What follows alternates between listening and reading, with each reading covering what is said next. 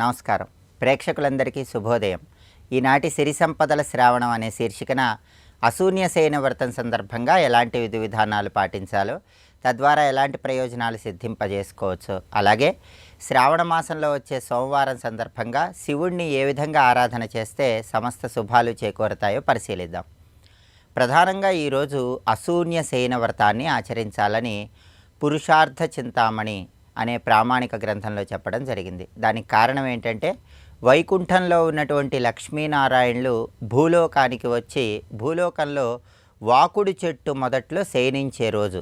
ఈ సందర్భంగా లక్ష్మీనారాయణులకు పవళింపు సేవను నిర్వహించటం, లక్ష్మీనారాయణులకు ప్రత్యేకమైన ఆరాధన చేయటం ద్వారా లక్ష్మీనారాయణుల సంపూర్ణమైన అనుగ్రహం కలుగుతుందని ధర్మశాస్త్ర గ్రంథాలు తెలియజేస్తున్నాయి. కాబట్టి ఈరోజు గృహంలో పూజా మందిరంలో లక్ష్మీనారాయణుల చిత్రపటం దగ్గర ప్రమిదలో ఆవు నెయ్యి పోసి 3 ఒత్తులు వేసి దీపారాధన చేసి, ఆ తర్వాత పసుపు పచ్చటి చామంతి పూలతో తులసి దళాలతో లక్ష్మీనారాయణుల చిత్రపటానికి పూజ చేస్తూ ఓం లక్ష్మీనారాయణాయ నమః అని 21 సార్లు పఠించాలి.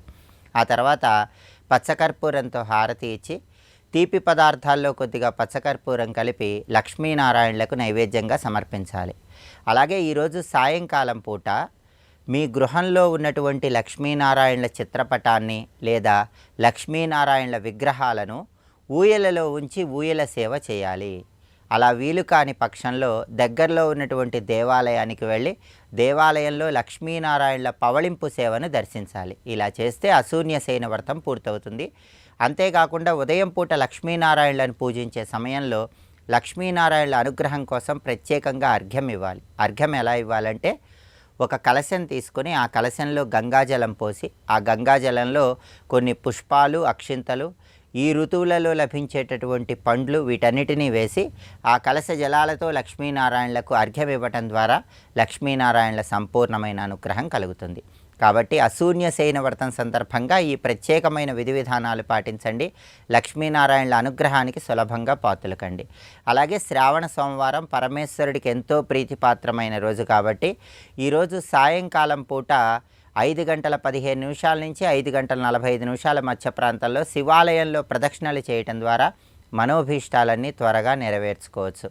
అలాగే ఈరోజు సాయంకాలం పూట పరమశివుడి స్ఫటికలింగానికి కానీ పాదరస శివలింగానికి కానీ పండ్ల రసాలతో అభిషేకం చేయటం, ఆవు పాలతో తయారు చేయబడిన పదార్థాలు పరమశివుడికి నైవేద్యంగా సమర్పించి వాటిని ప్రసాదంగా స్వీకరించడం ద్వారా శివానుగ్రహానికి సులభంగా పాత్రలు కావచ్చు. సాయంకాలం శివాభిషేకం చేసే సమయంలో ఓం నమో భగవతే రుద్రాయ మంత్రజపం చేస్తూ శివాభిషేకం చేయండి. ప్రదోష కాలంలో దారిద్ర్య దహన శివస్తోత్రాన్ని పఠించండి. ఇలా శ్రావణ సోమవారం సందర్భంగా శివారాధన చేయటం ద్వారా పరమశివుడి సంపూర్ణమైన అనుగ్రహానికి సులభంగా పాత్రలు కావచ్చు. అశూన్యసేన వ్రతం శ్రావణ సోమవారం సందర్భంగా ఈ ప్రత్యేకమైన విధి విధానాలు పాటించి లక్ష్మీనారాయణుల అనుగ్రహానికి, పరమశివుడి అనుగ్రహానికి ప్రతి ఒక్కరూ సులభంగా పాత్రలు కండి.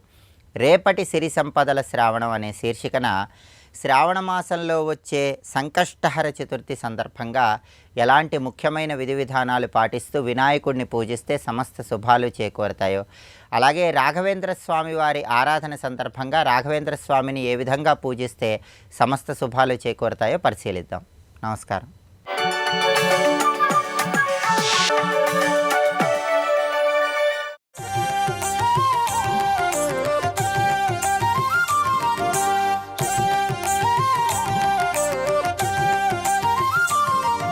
నారాయణ స్వరూపుడైన ధన్వంతరి అనుగ్రహించిన వైద్య శాస్త్రమే ఆయుర్వేదము.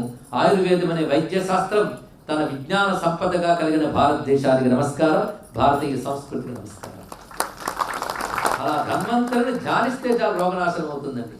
అమృతం పట్టుకొచ్చాడు. ఆ పట్టుకు రాగానే అమృతం కోసం ఆత్రం మొదలైంది. పూజకి పునస్కారానికి ఎవరు రారు, కానీ అమృతాలు సంపదలు వస్తాయని పరిగెట్టారు. అమృతం వచ్చిందనగానే ఒక్కొక్కడు దుమకడం మొదలుపెట్టారు. పైగా దేవతలు సాత్వికులు కనుక క్యూలో వెళదాం అనుకున్నారు. వాళ్ళు రాక్షసులు కదా, వాళ్ళు దూసుకుని వెళ్ళినా తొక్కిసలాడుతూ వెళ్ళినా లాగేసుకుందాం అనుకున్నారు. అప్పుడు ఏం చేయాలో తెలియక ధన్వంతరి చుట్టూ చూశాడు. ఆ సమయంలో నారాయణమూర్తిని ఆశ్రయించారు దేవతలు. రాక్షసులు లాగేసుకున్నారండి ఏకంగా ధన్వంతరి చేతిలో నుంచి అమృతాన్ని. వాళ్ళ చేతి నుంచి తిరిగి తీసుకొచ్చి దేవతలకు పంచాలి. అప్పుడు నారాయణ ఒక్కసారి ధ్యానం చేసి దివ్యమైన మోహిని రూపాన్ని ధరించాడు. ముందు దేవతలకు ఇచ్చారు తర్వాత విషయం, ముందు రాక్షసులు తాగకుండా జాగ్రత్త పడాలి. ఎందుకంటే వాళ్ళు అసురుడు, అసురుత్వానికి అమరత్వం రాకూడదు, ఇది తెలుసుకోవాలి. ఇక్కడ రాక్షసత్వం కానీ ఎటర్నో లేకపోతే మహాప్రమాదం, దానికి శాశ్వతత్వం రాకూడదు. అందుకే అసురత్వానికి అమరత్వం రాకూడదనే ఉద్దేశంతో నారాయణుడు మోహిని రూపం ధరించి వచ్చాడు. లేకపోతే నేరుగా వచ్చి యుద్ధం చేసి అమృతం లాక్కోవచ్చు కదా, అక్కడ యుద్ధం చేస్తూ ఉన్న అమృతం ఉనికిపోతుంది. అందుకే మోహిని రూపం ధరించి వచ్చాడు. జగన్మోహిని రూపం ధరించి వచ్చి ఆ రాక్షసుడు చూసి చిన్న నవ్వు నవ్వాడు. నవ్వు నవ్వింది మోహిని. నవ్వి ఏమిటి అలా పట్టుకుంటున్నారు అంటే అమృతం ఎలా పంచుకోవాలని సమస్య. ఏది దేవతలు మేము అని కాదు, ఇప్పుడు రాక్షసుల చేతులకు వచ్చి రాక్షసులు ఎలా పంచుకోవాలనేది కూడా సమస్య వచ్చింది ఇక్కడ. అప్పుడు నేను పంచిపెట్టనా అన్నట. ఎలా చూసి ఏమి నవ్వు నవ్వు అన్నదో జగన్మోహిని కానీ రాక్షసుల మోహంలో పడి నువ్వే పంచు అన్నారు. అయినా నాకెందుకు బాబు, సరిగ్గా పంచలేదంటారు మళ్ళీ అన్నది. లేదు నువ్వేం చేస్తే అది అన్నారు. మోహానుకున్న శక్తులు అంటారు ఇక్కడ. అప్పుడు ఆ సమయంలో ఈ దేని మీద మోహం పొందేమో అదే సమస్తం అనిపిస్తుంది ఇక్కడ. పైగా జగత్తుని తన మాయాశక్తితో నడిపే నారాయణుడు మోహిని రూపం దర్శనంకి ఏమున్నది ఇక్కడ. అలాంటి మోహిని రూపంతో అసురుల చేతుల్లోంచి అమృతం తీసుకున్నాడు. పైగా మీద పడితే నేను పంచను బాబు, అందరూ వరుసలో కూర్చోండి అని. పైగా కష్టపడ్డారు దేవతలకు కూడా, వాళ్ళకు కూడా వడ్డించాలి కదా. సరే కానీ అన్నారు, అందరూ వరుసలో కూర్చున్నారు. పైగా అసురుడికి చాదస్తుంది, మేము వాళ్ళ పంక్తిలో కూర్చోం, మా పంక్తి వేరన్నట్టు. సరే మీ పంక్తి మీది, వారి పంక్తి వారిది. ఇంకా వడ్డించడం మొదలుపెట్టింది. వడ్డనంతా దేవతలకి. అసురుడు చూస్తుంటూ నవ్వు నవ్వేది. ఆ నవ్వుతో వాడు అలా ఆశ్చర్యం చూసారు. క్రమక్రమంగా వాళ్ళకని నవ్వులు ఓరచూపులు పట్టించింది, వీళ్ళకి మాత్రం అమృతం పట్టించింది దేవతకి. మొత్తాన్ని దేవతలు అమృతం తృప్తిగా తీసుకున్నారు. ఆ తర్వాత తెలిసింది మోసపోయామని. అప్పుడు జగన్మోహినిగా ఉన్న జగన్నాథుడు అసలు రూపం చూపించి చక్రధారి అయి దేవతలతో కలిసి అసురుల్ని పరిమార్చాడు. చాలా మంది ఇక్కడ యుద్ధం చక్కగా ముగిసిపోయింది ఇక్కడ. దీన్ని బట్టి ఇక్కడ తెలుసుకోవాల్సిన అంశం ఏంటంటే, ఎవరికి లక్ష్మీ కటాక్షం లభిస్తుందో వారికి అమృతం లభిస్తుంది. ఇది ఈ కథలో ఉన్న ప్రథమ తాత్పర్యం, ప్రధాన తాత్పర్యం. అవునా కదా చెప్పండి. రాక్షసులకు ఎందుకు దొరకలేదు? వాడికి లక్ష్మీ కటాక్షం దొరకలేదు. పైగా కటాక్షం ఆవిడ ఇవ్వడానికి సిద్ధంగా ఉన్నా వీళ్ళు అందుకోలేదు, పక్కకి వెళ్ళిపోయారు ఇక్కడ. ఎందుకంటే సూర్యుడు వెలుగు ఇవ్వడానికి సిద్ధంగా ఉంటాడు, అందుకని సత్పురుషులకు మాత్రమే వెలుగిస్తానంటాడా అని అందరికీ ఇస్తాడు. ఎవరు తలుపులు తెరిచి కళ్ళు తెరుస్తారో వాళ్ళకి సూర్యకాంతి లభిస్తుంది, అది చెయ్యని వాళ్ళకి లభించదు. అలాగే లక్ష్మీ కటాక్షం ఎవరికి తెలుస్తుందంటే హృదయం తెరిచి ఆరాధించేవారు ఈశ్వరీ కటాక్షం పొందగలిగారు. ఆ దృష్టి లేని వారికి లభించలేదు. కానీ అమ్మవారి కటాక్షం ఎవరికి లభించిందో వాళ్ళకి అమృతము. ఈ కథ సన్నివేశం బాగా పరిశీలించారు. చంద్రోదయం, లక్ష్మీ ఆవిర్భావం, అమృత ప్రాప్తి, అమృతాన్ని మోహిని రూపంలో అందించడం. 4 ఘట్టాలు ఉంది రహస్యం అంతా. ఎందుకంటే లౌకిక సాధనలు మిగిలినవన్నీ, కల్పవృక్షాలు వచ్చాయంటే సంకల్పాలు నెరవేరారు. అలాంటివన్నీ వస్తాయి. మొదట సాధన చేస్తున్నప్పుడు అన్నీ వస్తాయి, కానీ ఆగిపోకూడదు సాధన. ఈ కల్పవృక్షాలు, కామధేనువులు, చింతామణులతో ఆగిపోకూడదు. అమృతం దొరికే వరకు సాధన చేయాలి. అమృతం అనగా అల్టిమేట్ రియాలిటీ. ఏదైతే పొందితే మరేది అక్కర్లేదో అది అమృతం. దానికి మన సంస్కృతి ఏం చెప్తుందో మోక్షం అమృతం అంటుంది ఇక్కడ. ఆ అమృతం కావాలి అంటే సాధన చివరి వరకు చేయగలగాలి. అది కావాలని అనుకుంటే సరిపోదు, అర్హత రావాలి. అర్హత ఎవరికి వస్తుంది అంటే ఆరాధించే వాళ్ళకి అర్హత ఉంటుంది. ఆరాధించాలి, ఆరాధన లక్షణం ఉండాలి.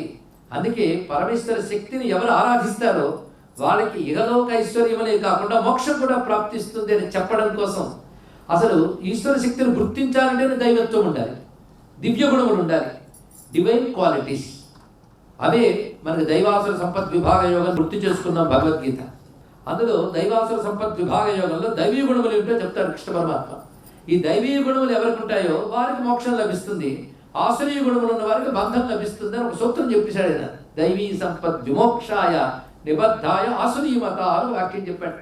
దీన్ని బట్టి అసురత్వం ఉన్న వారికి సంసార బంధమే, అంటే జననం మరణం ఇవే. ఇదంతా మృతం. పుట్టడం చావడం, చావడం పుట్టడం అనేది మృతం. చావు పుట్టుకోలేనిది అమృతం. ఇది ఉపనిషత్ భాష, దానితో అన్వయించుకోవాలి ఘట్టాన్ని. కనుక అమృత ప్రాప్తి నారాయణుడే ఇవ్వాలి, ఎవరు ఇవ్వలేదు. భగవంతుడి పరమాత్మే ఇస్తాడు కనుక ఆయన ఇస్తున్నాడు. ఆయన కూడా అమ్మ రూపం ధరించాడు చూడండి. కనుక 2 అమ్మలండి. ఒక అమ్మ కటాక్షించింది, ఒక అమ్మ అమృతం ఇచ్చింది. ఇది కథలో చూడవలసిన విషయం. నారాయణుడుగా ఆయన ఇవ్వలేదు కదా, జగన్మోహినిగా ఇచ్చాడు. కానీ మోహింపజేసింది ఎవరిని? ఈ కథలో ఆంతర్యం ఉంది, అందుకు చెప్తున్నా శ్రద్ధగా వినవలసింది. రాక్షసులు మోహితులయ్యారు, దేవతలు మోహితులు కాలేదు. ఇద్దరికి కనబడుతున్నది మాత్రం ఒక్కరే. ఎవరు వారు? నారాయణుడా? నారాయణుడే. కానీ ఆ నారాయణుడు అనే భావం ఎవరికి ఉంది? దేవతలకు ఉంది. కానీ మోహిని భావం ఎవరికి ఉంది? రాక్షసులకు ఉంది. కనబడుతున్నది ఒకే రూపం కనుక చూస్తున్న ఒకే పరమేశ్వరుని మనందరం విశ్వాన్ని చూస్తున్నాం. కానీ విశ్వాన్ని భోగ దృష్టితో చూసేవాడు రాక్షసుడు, విశ్వాన్ని ఈశ్వర దృష్టితో చూసేవాడు దేవత. భోగ దృష్టి సుఖాలను భవించాలనే లాలస, ఈ ప్రపంచం మీద పడి ఇంకా సుఖాలు భవించాలి, ఇంకా సుఖాలు భవించే వాళ్ళందరూ కూడా విశ్వాన్ని భోగ దృష్టితో చూస్తున్నారు. కానీ విశ్వాన్ని విష్ణు అనే దృష్టితో చూడగలగాలి. అది విశ్వరూప సందర్శనం. విశ్వం విష్ణు అనే దృష్టి ఏర్పడాలి.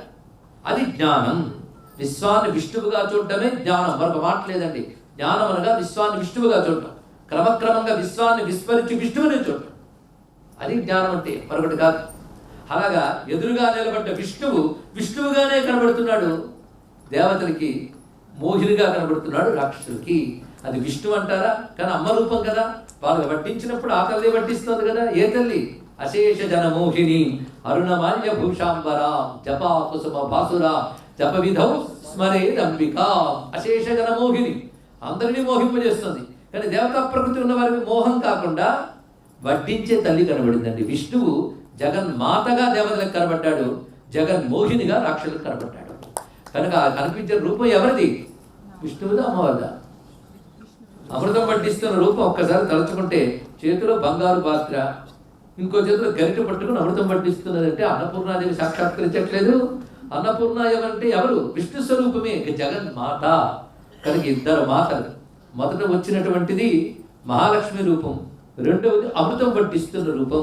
ఈ రూపమే బ్రహ్మాండ పురాణం లలితాదేవి అవతారం అని చెప్పింది జగన్మోహన్. ఇది తెలుసుకోవాలి ఇక్కడ. సర్వం శ్రీ మహాలక్ష్మి చరణారవిందార్పణమస్తు. స్వస్తి.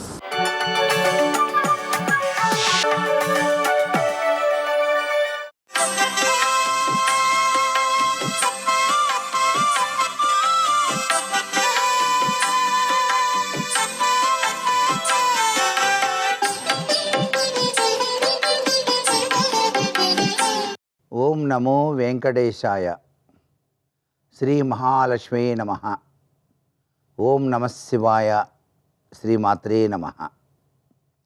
శ్రావణ సోమవారం అభిషేక ప్రియుడైనటువంటి పరమేశ్వరుని త్రికరణ శుద్ధితో ఆవు పాలు, ఆవు పెరుగు, ఆవు నెయ్యి మొదలైనటువంటి పంచామృతాలతో నమక చమక పారాయణాదులతో ఇంటిలోనే స్ఫటికలింగం కానీ, పాదరసలింగం కానీ, మృత్తికాలింగం కానీ, బంగారపు లింగం కానీ, వెండి లింగం కానీ ఏవైనా పర్వాలేదు, ఏ విధమైనటువంటి లింగాకృతి అయినా సరే మీ ఇంటిలో ఉంచుకొని ఈ యొక్క ఆశుతోషునికి అభిషేకార్చన నిర్వహించి శ్రీ సూక్త పఠనం చేస్తూ పాదరస లక్ష్మిని గనక అభిషేకార్చన చేసి శివునికి చిమ్మిరి ఉండ నైవేద్యంగా సమర్పించి లక్ష్మీదేవికి ఆవు పాలతో చేసినటువంటి పరవాణం నైవేద్యంగా సమర్పించి చక్కగా త్రికరణ శుద్ధితో ఆ ప్రసాదాన్ని తాను స్వీకరించి ఇంటిల్లిపాదికి కూడాను పంచినట్లయితే గడప ముందు భాగాన పై భాగాన కూడా అభిషేకం చేసినటువంటి తీర్థపు చుక్కల్ని అటు ఇటు వేసి పై భాగాన చల్లి ఇల్లంతా కూడాను గుగ్గిలం పొగ వేసి పరమేశ్వరుని తలుచుకుంటూ నామస్మరణ చేసినట్లయితే మీ ఇంటిలో ఐశ్వర్యకారకుడైనటువంటి పరమేశ్వరుడు తిష్ట వేసుకొని ఉంటాడు. శివుడు తలుచుకుంటే ఐశ్వర్యకారకత్వం మీ గృహంలో వచ్చి తీరుతుంది కదా. సోమవారం నాడు ఎవరైతే పరమేశ్వరుణ్ణి త్రికరణ శుద్ధితో అభిషేకార్చన చేసి దారిద్ర్య దహన స్తుతి అనేటువంటిది సాయం సంధ్యా సమయంలో పఠిస్తారో, విశ్వేశ్వరాయ నరకార్ణవ తారణాయ కర్ణామృతాయ శశిశేఖరధారణాయ కర్పూరకాంతిధవళాయ దారిద్ర్య దుఃఖదహనాయ నమశివాయ అంటూ ఎవరైతే ఆ దారిద్ర్య దహన స్తుతిని పఠిస్తారో వారి ఇంట సర్వేశ్వరుడు అష్టైశ్వర్య సిద్ధిని, భోగభాగ్యాలను, సర్వమంగళాలను మనకు ప్రసాదిస్తాడు ఈ శ్రావణ సోమవారం నాడు. సర్వే జనా సుఖినో భవంతు.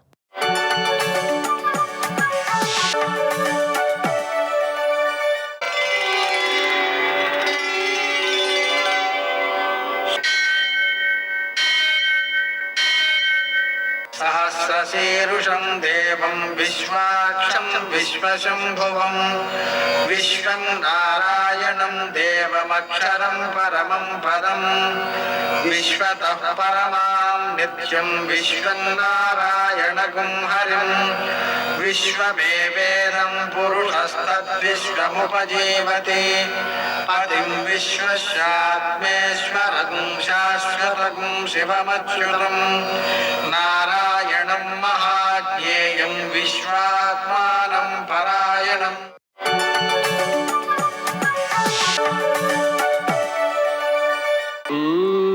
శౌర్యమథేందురింద్రపదవీ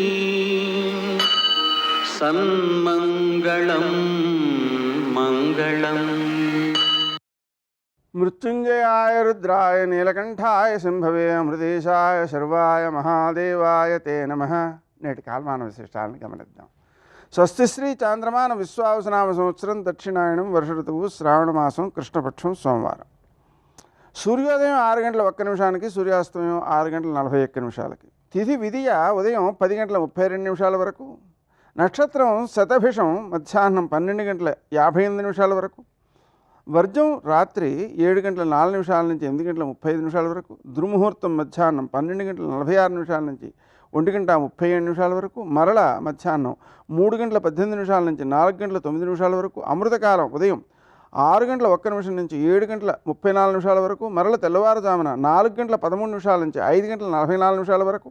రాహుకాలం సోమవారం కాబట్టి ఉదయం 7:30 నుంచి 9 గంటల వరకు. అష్టకవర్గ రీత్యా శుభప్రదమైన సమయం ఉదయం 11 గంటలకి.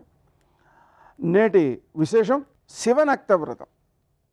శ్రావణ మాసంలో సోమవారం రోజున పగలంతా ఉపవాసం ఉండి సాయంకాలం శివుణ్ణి పూజ చేసుకుని నైవేద్యం చేసి ఆ ప్రసాదం స్వీకరించడం శివనక్త వ్రతం అంటారు.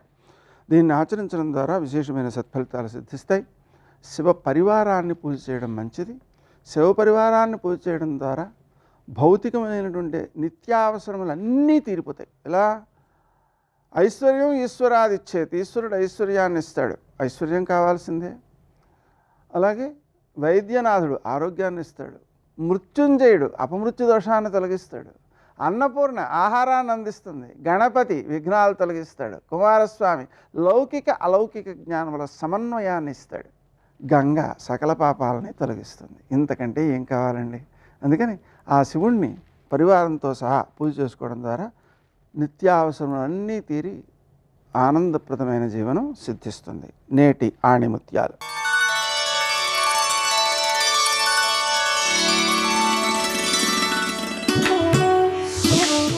జీవితం అంటే నిన్ను నువ్వు చూసుకోవడం కాదు, నిన్ను నువ్వు రూపుదిద్దుకోవడం.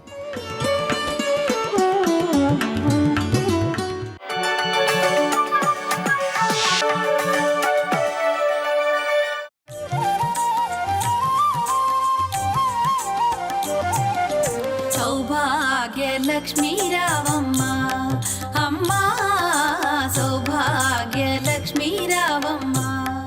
సిద్ధలక్ష్మీర్ మోక్షలక్ష్మీర్ జయలక్ష్మీ సరస్వతి శ్రీలక్ష్మి. శ్రీలక్ష్మి శ్రీలక్ష్మి అంటే ఉద్భుతమైన ఆనందమునకు శ్రీలక్ష్మి అని పేరు. వాళ్ళ తల్లి ఏం పలికించిందిరా, ఎంత ఆనందంగా అనిపించేది చెప్పినప్పుడు. అమ్మా నిజం కదమ్మా, ఒక వ్యక్తి జీవితం పండడం దీని మీద ఆధారపడింది కదమ్మా. అమ్మా ఆ 6 రూపాలుగా నన్ను అనుగ్రహించమ్మా. అది శ్రీలక్ష్మి. అనుభవింపజేస్తుంది. మళ్ళీ మళ్ళీ మళ్ళీ మళ్ళీ పొందాలన్న సంతోషాన్ని కల్పిస్తుంది. కాబట్టి సిద్ధలక్ష్మీర్ మోక్షలక్ష్మీర్ జయలక్ష్మీ సరస్వతి శ్రీలక్ష్మీర్ వరలక్ష్మీశ్చ.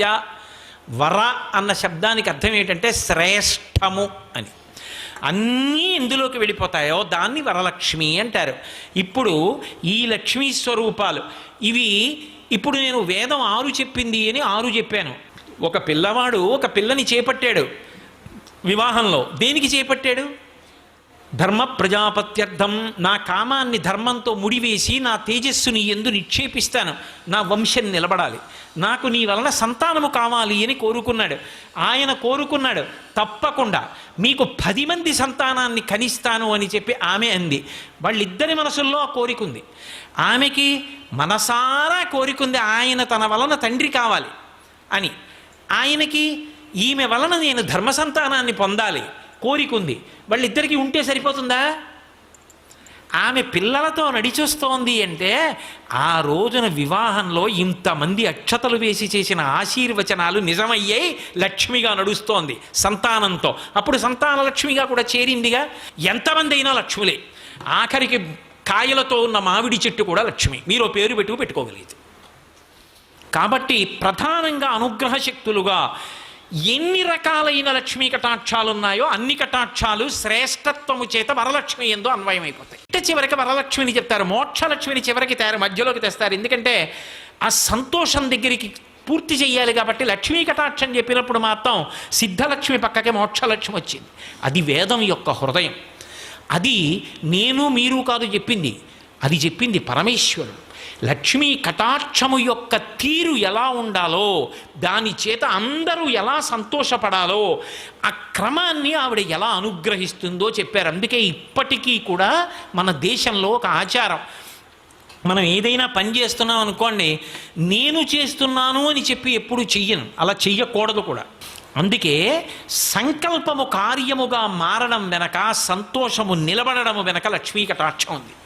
అందుకని సిద్ధలక్ష్మీర్ మోక్షలక్ష్మీర్ జయలక్ష్మీ సరస్వతి శ్రీలక్ష్మీర్ వరలక్ష్మీశ్చ ప్రసన్నా మమ సర్వదా. ఎప్పుడు ఏదో అమ్మ 1 రోజో 2 రోజులో ఏదో శ్రావణ శుక్రవారం వరలక్ష్మీ వ్రతంలో కాదు, సర్వదా అన్ని కాలముల యందు అన్ని దేశముల యందు నాకు ఈ బుద్ధి నీ అనుగ్రహంగా నిలబడాలి. అది అన్ని కాలముల యందు అన్ని దేశముల యందు నిలబడిందనుకోండి, ఆయన చేపట్టిన కార్యం విఫలమైపోవడం అనేటటువంటి మాట ఉండదు. జయమే. ఎక్కడికి వెళ్ళనివ్వండి, ఏది చేయనివ్వండి, జయం. అందుకే ఇప్పటికీ ఓ మాట అంటుంటారు, శుభం జయం నాయన వెళ్ళిరా, శ్రీరామజయం శ్రీరామజయం శ్రీరామజయం. ఇప్పటికీ కన్నడ దేశంలో మీరు ఏదైనా మాట చెప్పారనుకోండి, అయ్యా నేను వెళ్ళొస్తానండి అన్నాను, శ్రీరామజయం శ్రీరామజయం అంటారు. శ్రీరామ చెప్పి జయం. ఏదైనా సరే ఒక కార్యం సంకల్పం మంచిది రావడం దగ్గర నుంచి సంకల్పం పూర్తవడం వరకు ఆవిడ అనుగ్రహం. ఇక్కడ మీరు ఒక మాట బాగా పట్టుకోవాలి. బాగుందండి, సంకల్పం రావడం గురించి చెప్పారుగా, మరి సంకల్పం మంచిది అయితే కదా ఇవన్నీ. మంచి సంకల్పం ఎలా వస్తుంది? ఆవిడ అనుగ్రహం ఉంటే వస్తుంది. కీర్తి అని ఒక మాట, యశస్విని అని ఆవిడికి పేరు. అంటే ఆవిడ కీర్తినిస్తుంది. ఆవిడకున్న గొప్ప లక్షణం అది. ఆవిడ ఏమిటో తెలుసా? మీరు ఆవిడ్ని ఎంత స్తోత్రం చేస్తున్నారో దానికి ఆవిడ పొంగిపోదు. ఆవిడ మీరు కూడా స్తుతింపబడేటట్టు చేస్తుంది లోకంలో. మీరు మీ ఎదురుగుండా ఉన్నారా మీ ఎదురుగుండా లేరాతో సంబంధం ఉండదు. తెల్లవారి లేస్తే ఆ పేరు చెప్పేటప్పటికీ 2 చేతులు కైమోడ్చి కొన్ని కోట్ల మంది నమస్కరిస్తున్నారు అనుకోండి. ఆ కీర్తి ఇవ్వడానికి ఎటువంటి సంకల్పం వాడిలో పుడితే ఆ కార్యం చేస్తాడో అటువంటి సంకల్పం పుట్టిస్తుంది. సర్వం శ్రీ ఉమామహేశ్వర పరబ్రహ్మార్పణమస్తు. స్వస్తి.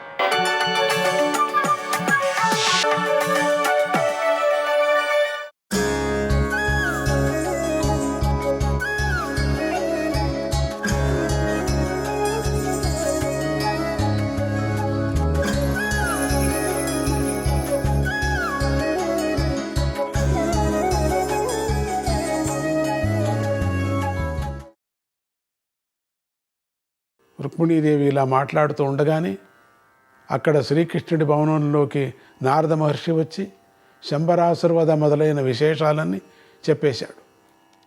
దానితో శ్రీకృష్ణుడు ఆదుర్దుగా రుక్మిణీదేవి భవనానికి వచ్చేశాడు. ఆయన వచ్చేసరికి మన్మథుడి వంటి కొడుకు, రతీదేవి వంటి కోడలు కనిపించారు. ఆయన వారిని వెంటనే గుర్తించాడు. వెంటనే శ్రీకృష్ణుడు రుక్మిణీదేవితో ఇలా అన్నాడు, దేవి, ఇతడు ఎవరూ కాదు, ఆనాడు తప్పిపోయిన నీ కొడుకే ఇవాళ పెద్దవాడే చేతిలో ధనుస్సు పట్టుకొని నీ దగ్గరకు వచ్చాడు. ఈ బాలుడు మాయలమారి అయినటువంటి శంబాసురుణ్ణి సంహరించాడు. దేవతలకు కూడా సాధ్యం కాని శంబర మాయలను నిర్వీర్యం చేశాడు. ఇతడి పక్కన ఉన్నటువంటి పిల్ల పేరు మాయావతి. ఈమె నీ కోడలే.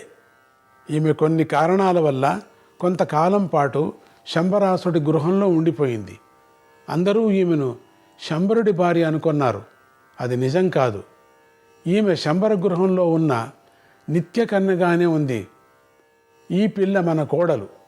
ఈ పిల్లని ఇంట్లోకి ఆహ్వానించు. చాలా కాలం క్రిందట తప్పిపోయిన మళ్ళీ మన దగ్గరకు వచ్చినటువంటి మన కుమారుణ్ణి ఆదరించు, లాలించు అన్నాడు కృష్ణుడు.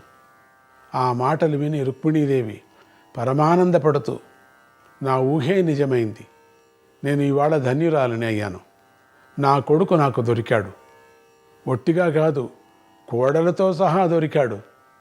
నాన్న ప్రద్యుమ్న, కోడలతో సహా ఇంట్లోకి రా అని ఆదరంగా పలికింది.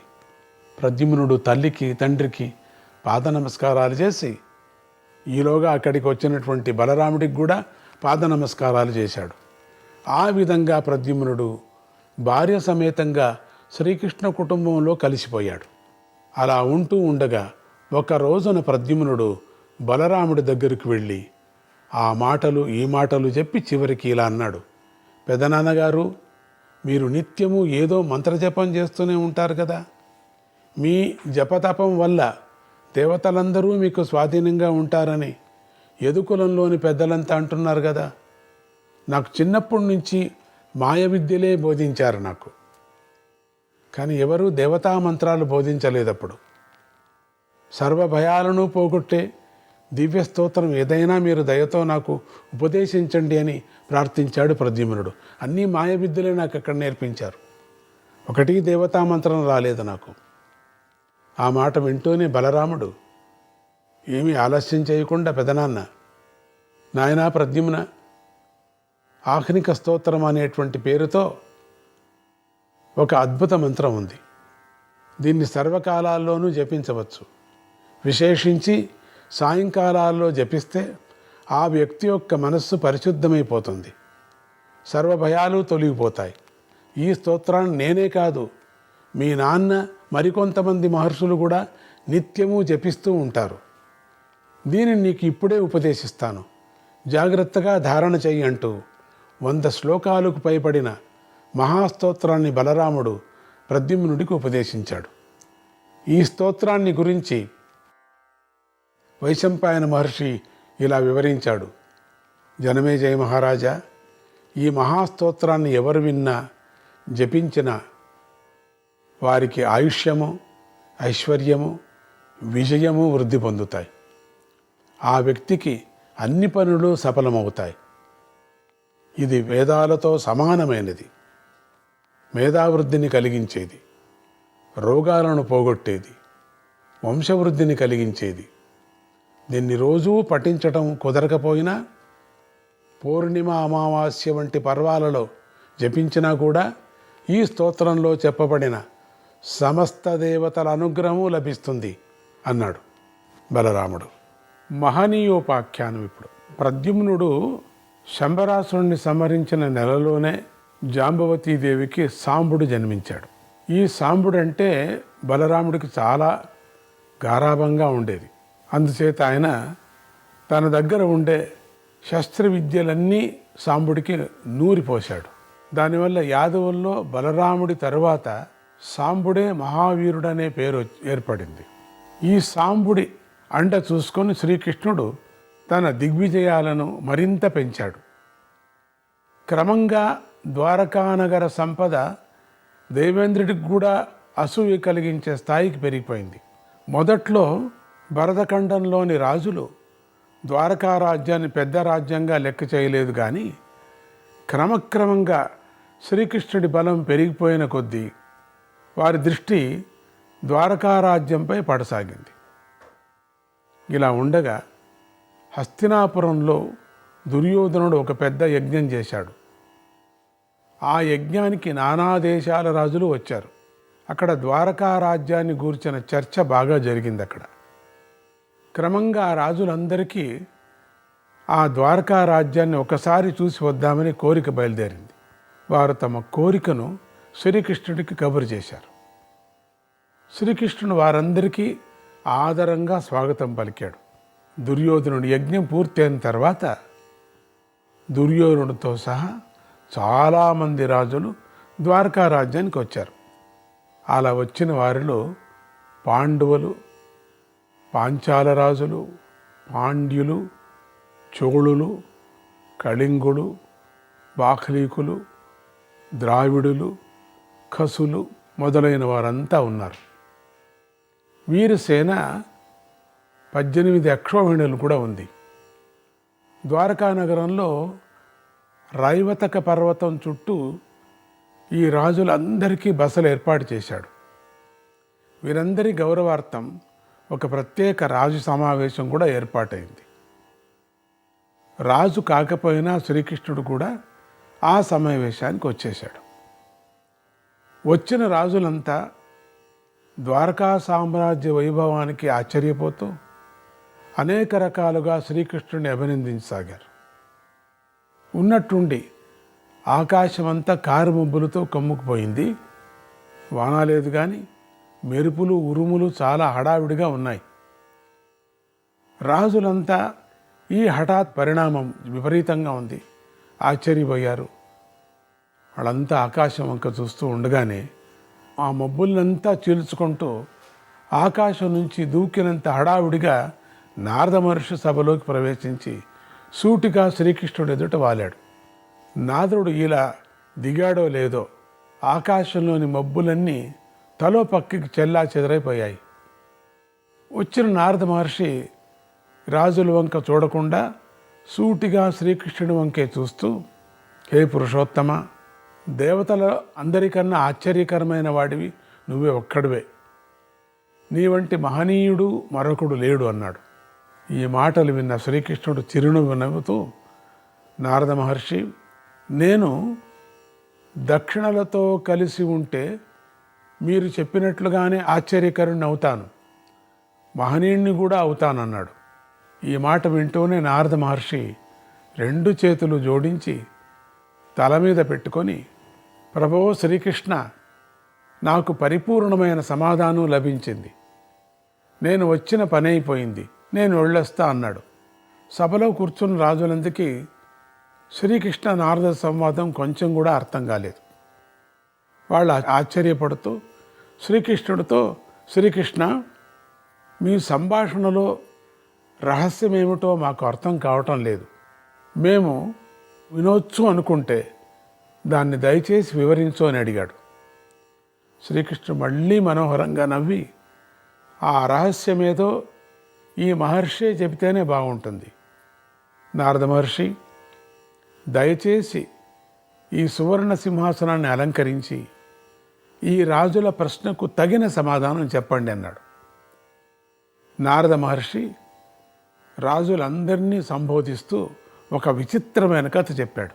నారదుడు వస్తూనే శ్రీకృష్ణుడి సంభాషణ ఎట్లా ఉండిందంటే, నువ్వే అందరికన్నా పెద్దవాడు అన్నప్పుడు నేనెట్లా పెద్దవాడు అవుతాను, దక్షిణలే పెద్దది, దక్షిణ కన్నా పెద్దది వేరే లేదు అనేశాడు. అంతటితో నారదుడు వెళ్ళిపోతానన్నాడు. రాజులందరికీ కూడా వీళ్ళ సంభాషణ అర్థం కాకుండా అడిగారు. అప్పుడు నారదుడు ప్రారంభం చేస్తున్నాడు ఈ ఒక కథను. ఓ రాజశ్రేష్ఠులారా, నేను ఒకప్పుడు గంగా తీరంలో మారువేషంలో నివసిస్తూ 3 పూట్ల స్నానాలు చేస్తూ కొన్ని నియమాలు పాటిస్తూ వచ్చాను. ఒకనాడు తెల్లవారేసరికి గంగా నదిలో నాకు ఒక పర్వతమంత ఆకారం గల తాబేలు కనిపించింది. అది 2 క్రోసుల పొడవు ఉంది, 1 క్రోసు వెడల్పు ఉంది. క్రోసు అంటే 2 మైళ్ళు. దానికి తగ్గ ఎత్తు ఉంది. దానికి 4 కాళ్ళు ఉన్నాయి. ఆ కాళ్ళకు బాగా బురద అంటి ఉంది. అలాంటి విచిత్రమైన మహాకూర్మాన్ని చూసి నేను ఆశ్చర్యపోయి, ఓ తాబేలు రాజా, నువ్వు నిజంగా మహనీయుడివి, నువ్వు ఆశ్చర్యకరుడివి అన్నాను.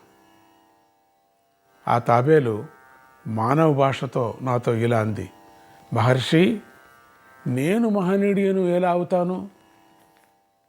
నేను ఆశ్చర్యకరుణ్ణి ఎలా అవుతాను? నాలాంటి కొన్ని వేల తాబేళ్ళు ఈ గంగా నదిలో సంచరిస్తున్నాయి తాబేళ్ళు. కనుక గంగానదే నిజంగా ఆశ్చర్యకరమైనది, మహనీయమైనది అని అన్నది. నేను గంగానది దగ్గరికి వెళ్ళి, ఓ గంగానది, నువ్వు నిజంగా మహనీయురాలువు, ఆశ్చర్యకరురాలువు, ఎన్నెన్నో మహా జలరాశులను ధరిస్తున్నావు, జలచరాలు, విపరీతమైన జలచరాలను ధరించావు, తాపసుల ఆశ్రమాలను కాపాడుతున్నావు, చివరకు సముద్రంలోకి చేరుతున్నావు అన్నాను.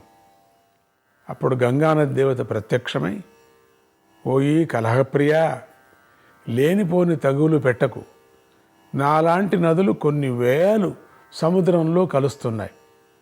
ఆ సముద్రుడు నిజంగా ఆశ్చర్యకరుడు, ఆయన మహనీయుడు అవుతాడు, కానీ నేనేలా అవుతాను అంది. నేను సముద్రుడి దగ్గరికి వెళ్ళి, ఓ మహాసాగర, ఎన్నో నదులు పత్మిభావంతో వచ్చి నీలో కలిసిపోతున్నాయి కదా, కనుక నువ్వే ఆశ్చర్యకరుడవు, నువ్వే మహనీయుడువు అన్నాను. అప్పుడు సముద్రదేవత చెప్పింది ప్రత్యక్షమై, మహర్షి, అలా మాట్లాడకండి, ఈ భూమి ఆధారం ఉండబట్టే కదా నేను నిలబడుతున్నాను, కనుక ఈ భూమియే నిజమైన మహనీయురాలు, నిజమైన ఆశ్చర్యకరాలు అన్నాడు. నేను భూదేవి దగ్గరికి వెళ్ళి, ఓ భూదేవి, నీ సహనాశక్తి అసాధారణం, సమస్త ప్రాణులను నువ్వే ధరిస్తున్నావు, ఆకాశంలో సంచరించే దేవతలకు కూడా నీ వల్లనే యజ్ఞయాగాది రూపంలో భోజనం లభిస్తుంది, కనుక నువ్వే ఆశ్చర్యకరురాలు, నువ్వే మహనీయురాలు అన్నాను.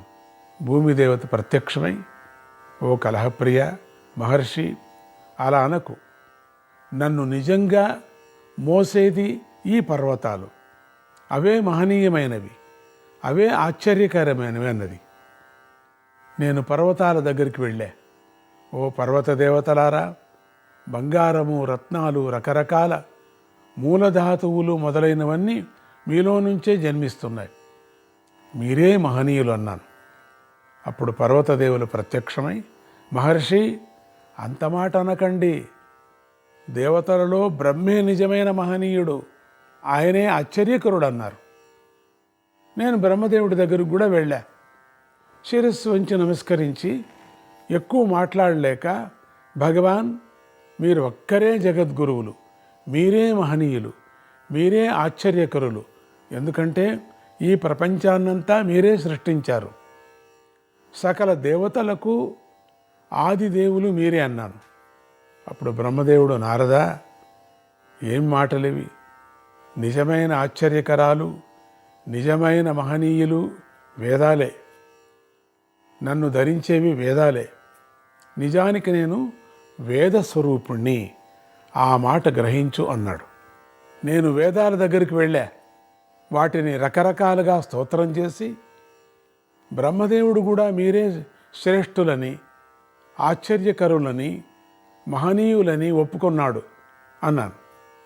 అప్పుడు వేదదేవతలు, నారద, ఒట్టి వేదాల వల్ల ఏం ప్రయోజనం? పరమాత్మ యజ్ఞాల కోసం మమ్మల్ని సృష్టి చేశాడు, మా ద్వారా పరమాత్మను ఉద్దేశించి యజ్ఞాలు చేసినప్పుడే మాకు విలువ, కనుక మా విలువ మాలో లేదు, యజ్ఞాలలో ఉంది, కనుక యజ్ఞాలే శ్రేష్ఠులు, ఆశ్చర్యకరాలు, మహనీయులు అన్నారు. నేను యజ్ఞాల దగ్గరికి వెళ్ళా. వాటిని రకరకాలుగా స్తోత్రం చేసి, యజ్ఞదేవతలారా, మీరు తలుచుకుంటేనే అగ్నిదేవుడికి తృప్తి కలుగుతుంది, బ్రహ్మదేవుడి మాట ఇదే, వేదదేవతల మాట ఇదే, మీరే ఆశ్చర్యకరులు, మీరే మహనీయులు అన్నాను.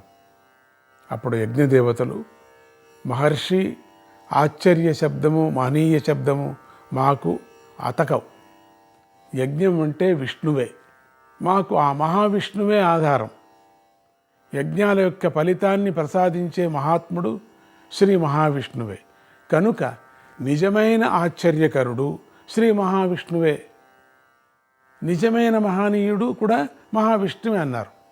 ఓ రాజశ్రేష్ఠులారా, యజ్ఞదేవతల మాటలు విని నేను శ్రీ మహావిష్ణువు ఎక్కడున్నాడా అని వెతుక్కుంటూ ఇదిగో ఈ మహానుభావుడి ఎదుట వచ్చి పడ్డాను.